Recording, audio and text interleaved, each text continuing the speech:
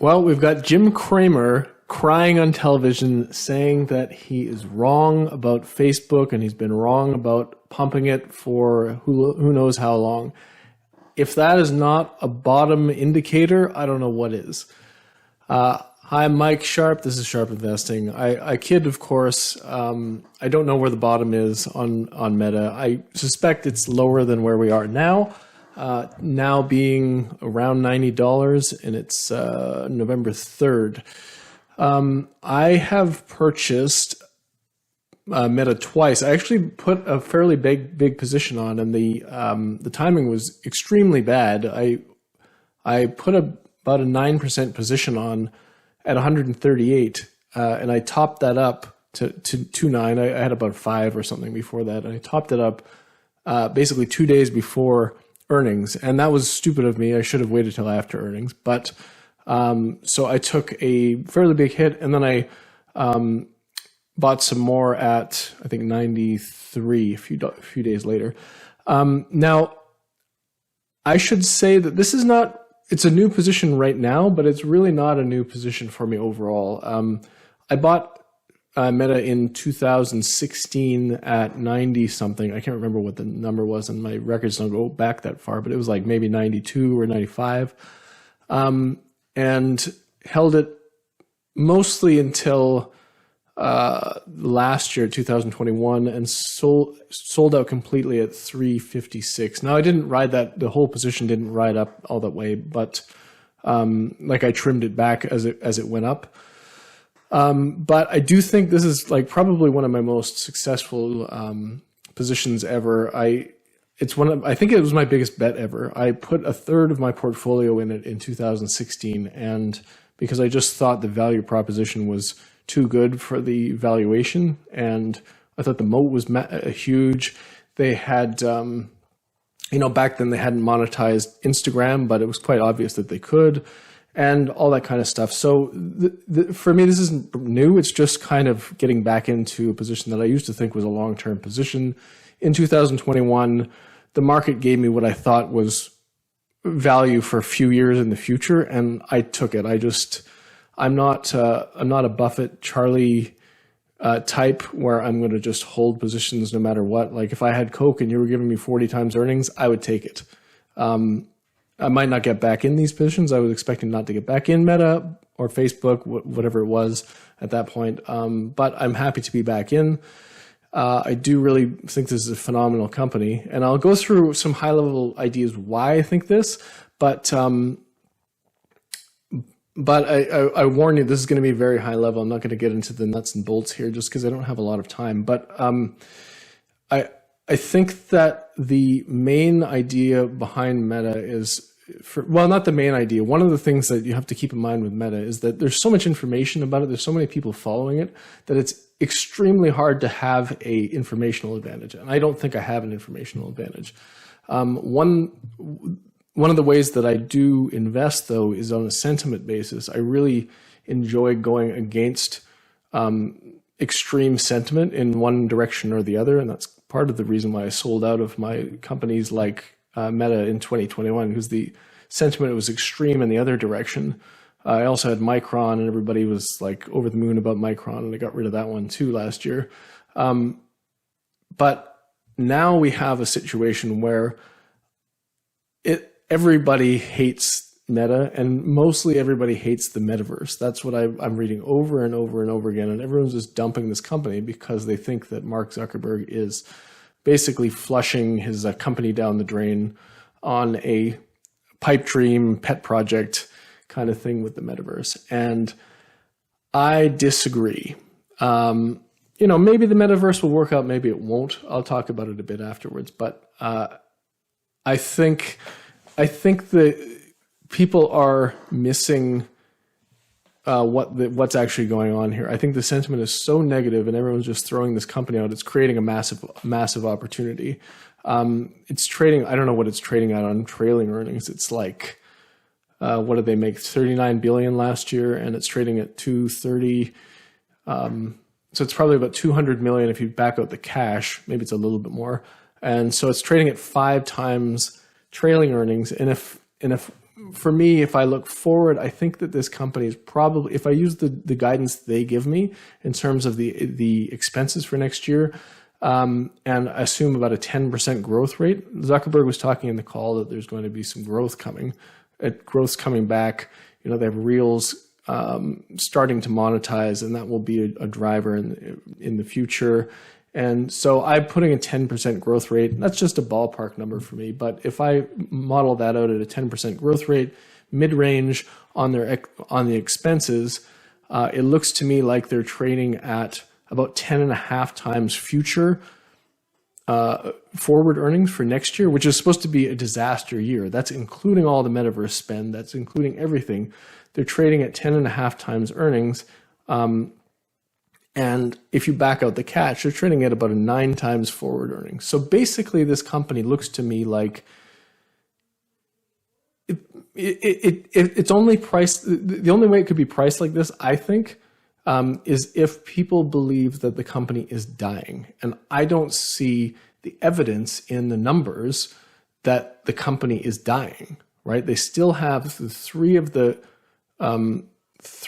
biggest apps in the world, three of the most popular apps in the world, over 2 billion each for each app. In most of the world, Facebook, which is their old dog, is still growing in most of the world. Instagram, you can find different metrics that say the engagement's going down or it's not going down, but the revenue's there. The customers who use it to advertise their businesses are still coming back. And then WhatsApp doesn't really make any money. And I just think there's still a lot of runway here, right? So originally in 2016, the main part of my thesis was like, obviously they have a moat with their apps, right? I won't go into that, but we all know that they have a social moat with their apps. Like everybody's there, so everybody goes there. And why would you compete with, WhatsApp or like, good luck, anyway, let's not get into it. But the apps have a huge moat around them. And in 2016, they hadn't monetized Instagram, and you could see it was coming, right? And say there's huge earnings and revenue potential there.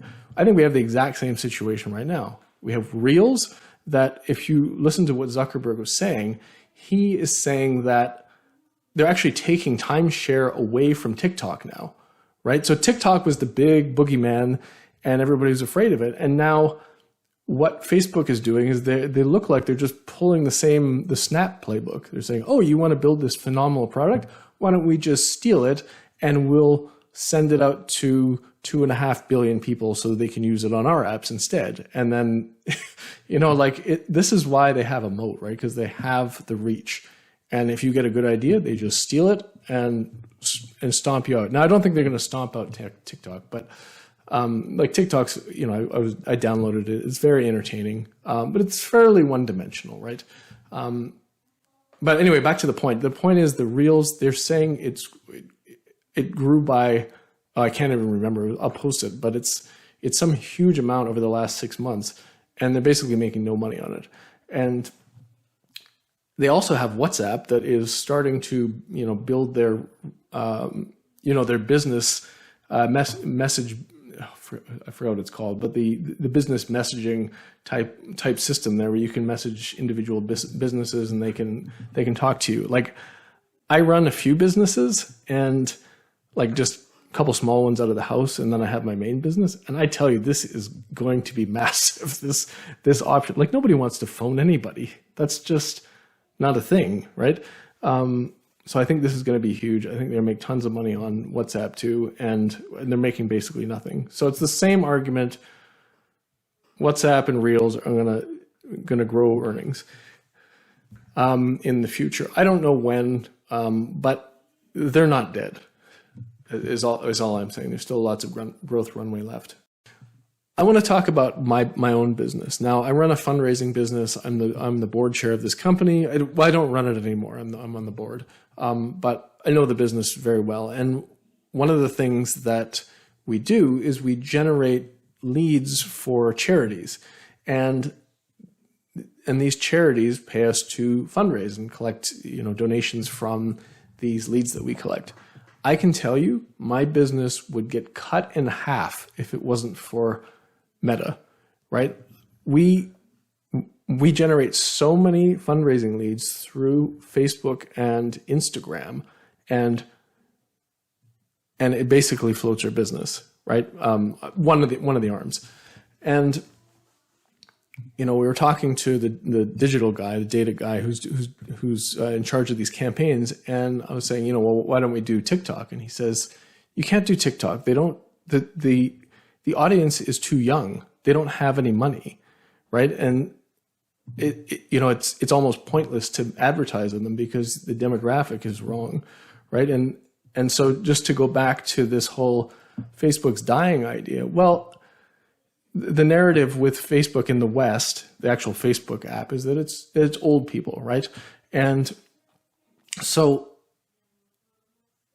oh, that's terrible. It's old people on here. I don't want to go in there. But the truth of the matter is, where's most of the money centered in the world? Like, where is it accumulated? Well, it's in people between 40 and 60.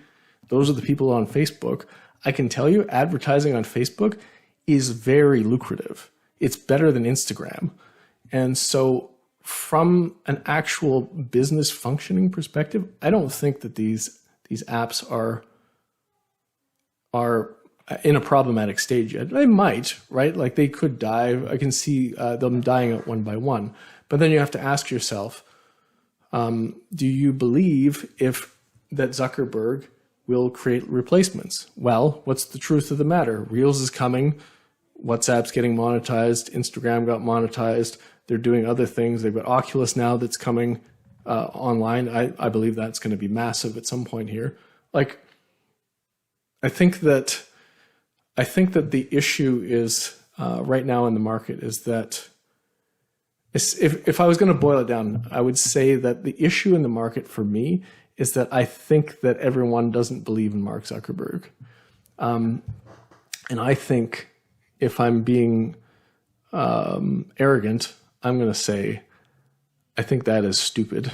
It is stupid to second guess this guy, because he has a history of creating one of the most successful companies in the history of the planet. Like, if you're doing a top 10 list of CEOs all time in terms of results, I don't know how you can't put him on that list, right? I know people hate Zuckerberg, and I think this is actually a sentiment advantage here, because look at let's say Meta versus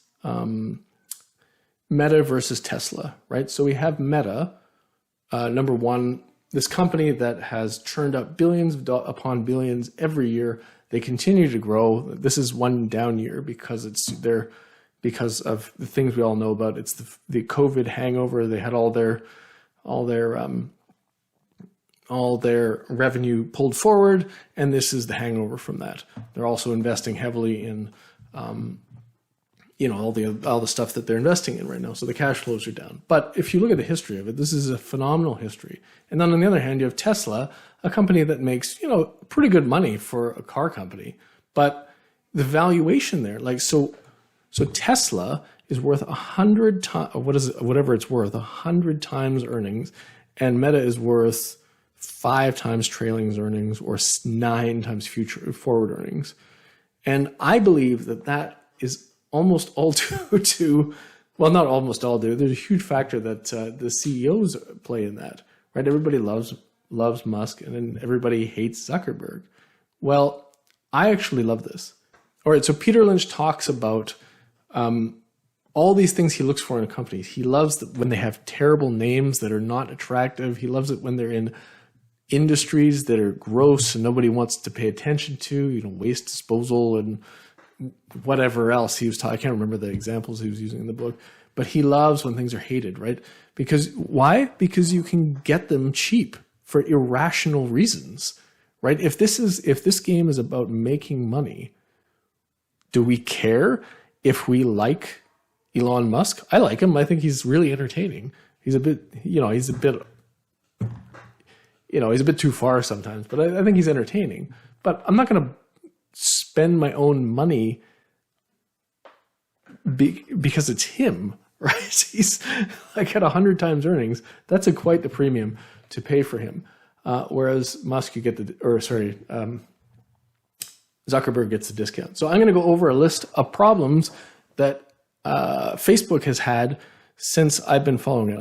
I started watching this company just right after the IPO, and I almost bought it, and because I saw this first problem, and I said they're going to figure this out. And they IPO'd, and then the stock came down, and I didn't buy it till 2016. So that's one of my big mistakes in life, because I really felt strongly that this was not a real problem. Okay, so in 2012, 13, their big problem was most of their money came through desktop advertising on Facebook, right? And the whole narrative was everything's going to mobile, they're dead. They can't advertise on mobile, it's game over. These guys are going to die, and the stock dropped. And I thought, so we say underestimating Zuckerberg. Say, he can figure that out, can't he? Like, that's not that a big a deal, is it? Anyway, he figured it out, and we know what happened since then. Then they purchased WhatsApp. Was it WhatsApp first or Instagram? I think they purchased Instagram first for $1 billion. Oh, this idiot! What is he doing? Right? Okay. And then fast forward, I think 2014 was WhatsApp at 16 billion. I'm trying to remember. Oh my God, how can you pay 16 billion for this app? It doesn't make any money. Again, underestimating him. Zuckerberg sees something that we don't see, right? This is a trend. Then we get to 2016 to 18? Cambridge Analytica. Oh no, the election was ruined or like influenced because of this stuff. Facebook's a monster. Public enemy number one.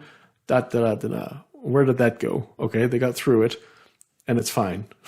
Right? They just changed some rules. They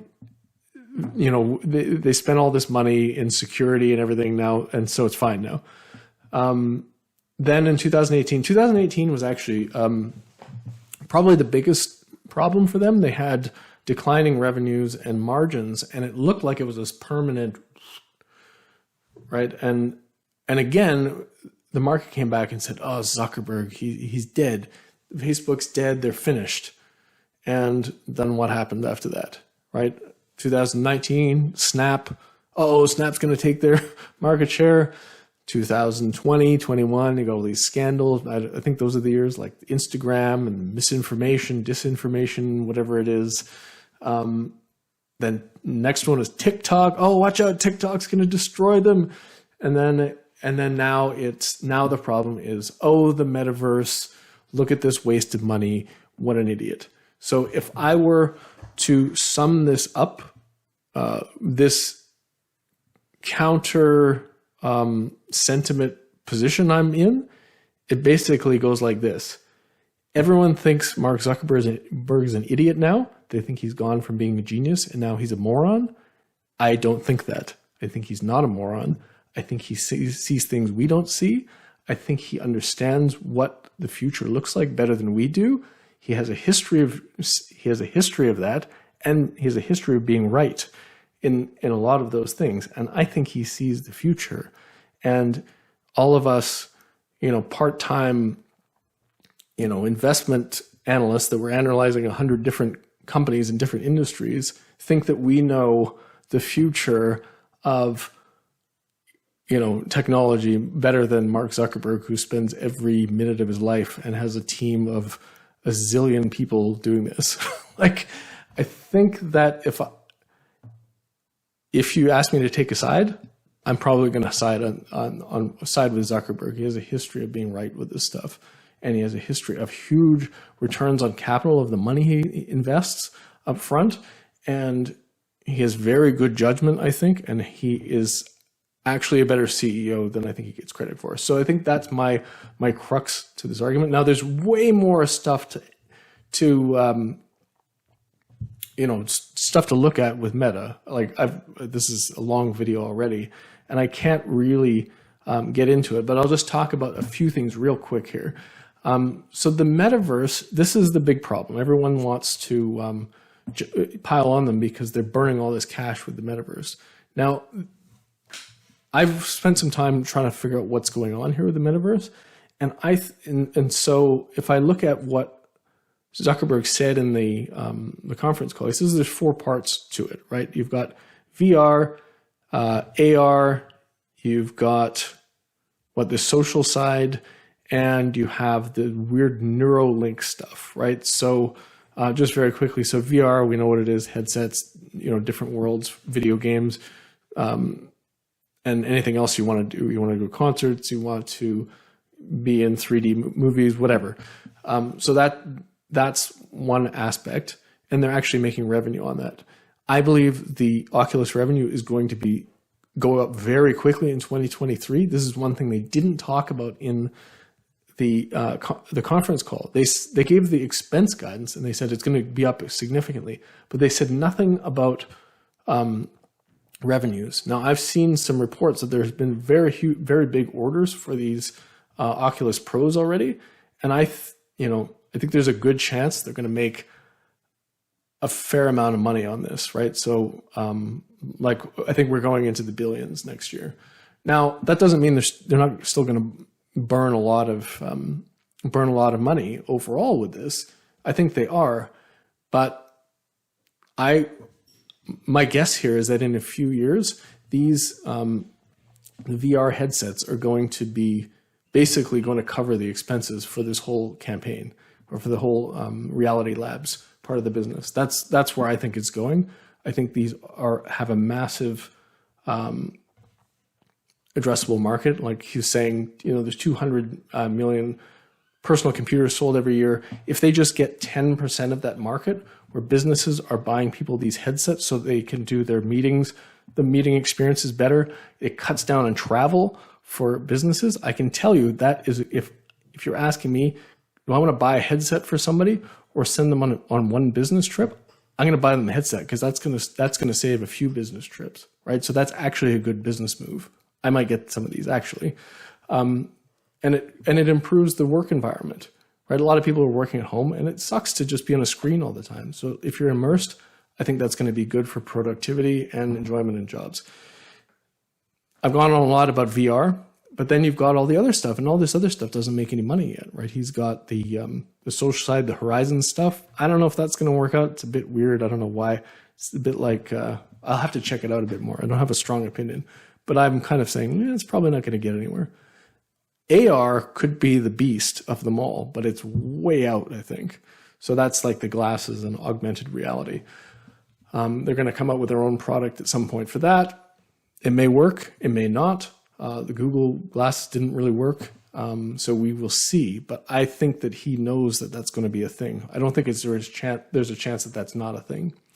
And then you've got the Neuralink stuff, which is crazy. It's like, so you've got the glasses on, and then anyway, you basically the glasses know what you're thinking, and they give you whatever you want. So I think this is crazy sci-fi stuff that's a little bit scary, but that would be like an AI kind of information that would be very valuable in the world if it works, right? Mind reading technology.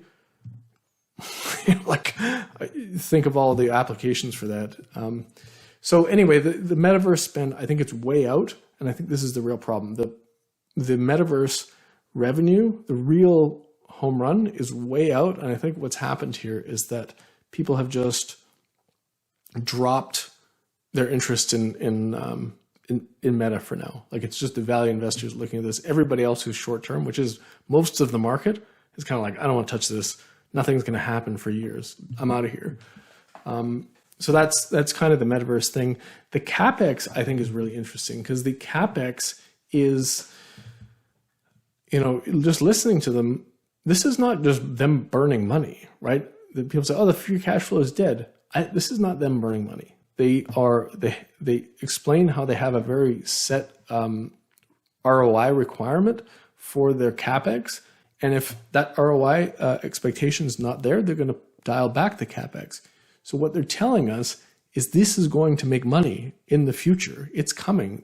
The AI that they're investing in is actually helping the effectiveness of their ad targeting in their current platforms, which means that's better for businesses. Businesses get a better ROI.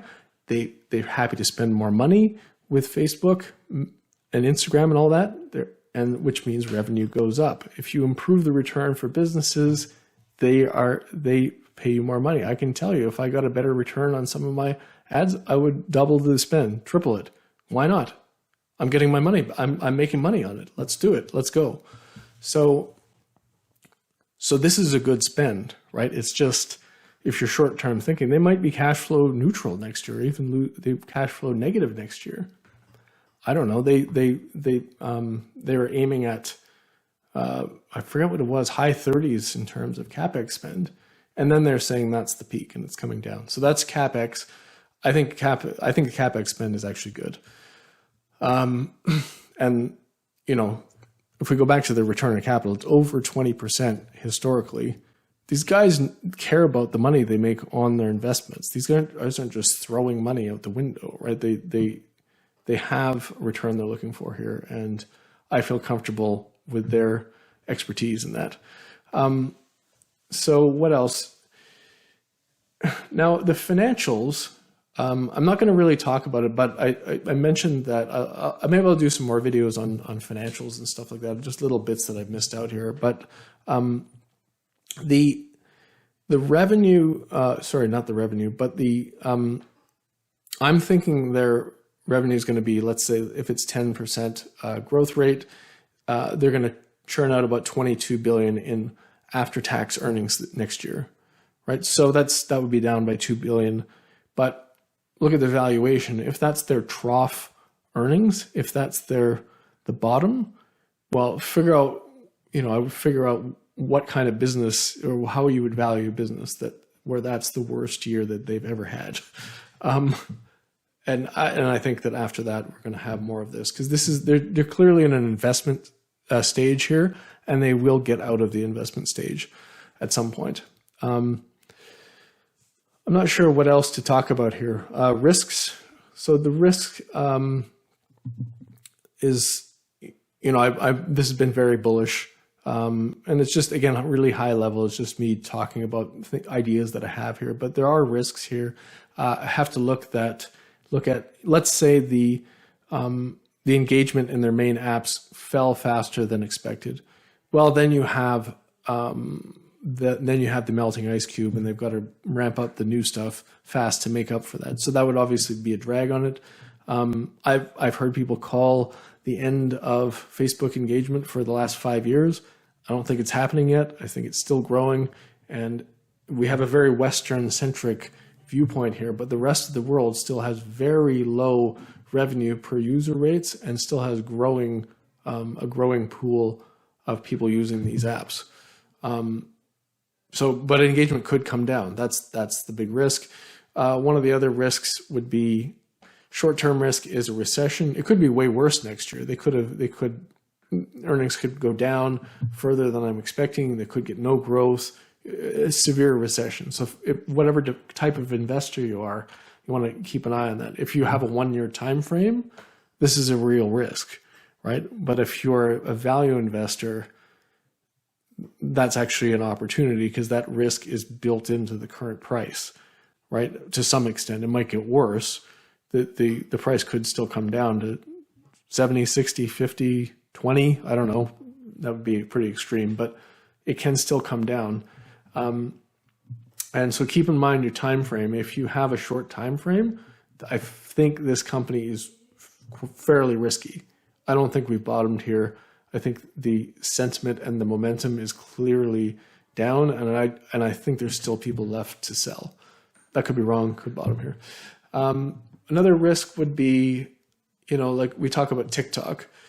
You know now that I think that TikTok is not a real risk, but it's a good platform. It's a good app. People love it. I don't want to dismiss it. But when you're talking about the world, there's a lot of people in the world, and these apps are global. Like, I think there's enough world for Facebook, Instagram, Twitter, who else? Google, YouTube, TikTok, Snap. There's enough world for all these companies to do really well. And so even if TikTok continues to grow at the pace that they're growing, and they have this huge market share, I think that's fine. I think that's just the way the world works. There's competition. Other companies do well. I actually would look at them more of a risk to YouTube, because it's closer to its long form versus short form video, and that's a bit of a risk for YouTube. You've seen the last YouTube revenue numbers were flat, I think. So something's going on there. But I'm sure there's other risks. Let's see if I can find some other one quickly here. But basically the one that people care about is the metaverse. And I would say that, let's say the metaverse is a total flop and nothing works. Let's say Oculus is a disaster somehow. They're not actually. They're the leading. They're the leading product in that space by a mile, right? Their technology is, like, if you look at the Oculus Pro and some of the technology that's coming down the pipe, like, man, they're way ahead of everyone on this stuff. But let's say the metaverse is a disaster and it's just a sinkhole. Well, if they burn $10 billion a year for 3 years, well, they've basically burned, what, 60% or maybe 70% of their operating cash flow for 1 year. Okay, fine. And then eventually they pull the plug, right? So they burned $30 billion, $40 billion. That's not actually that much money to this company.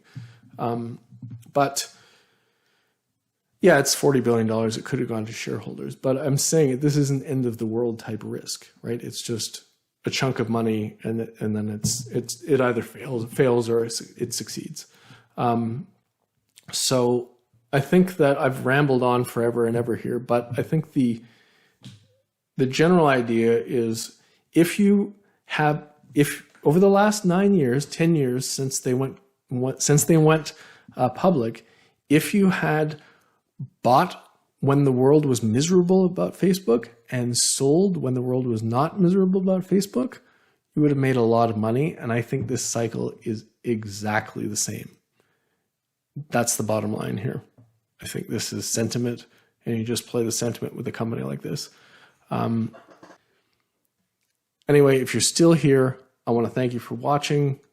This is kind of fun for me just to ramble into the microphone. I'm going to do more videos on this and talk about more details at some point when I get some time.